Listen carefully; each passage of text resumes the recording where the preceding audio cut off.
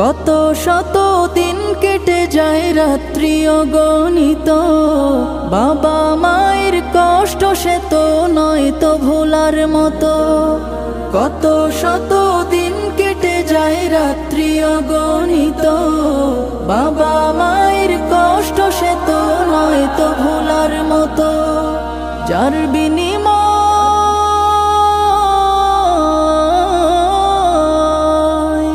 যার বিনিময় কণ্ঠে ফোটে পাক হরফের গান, যাদের বুকের মানিক হলো হাফেজে কুরআন, হাফেজে কুরআন, হাফেজে কুরআন।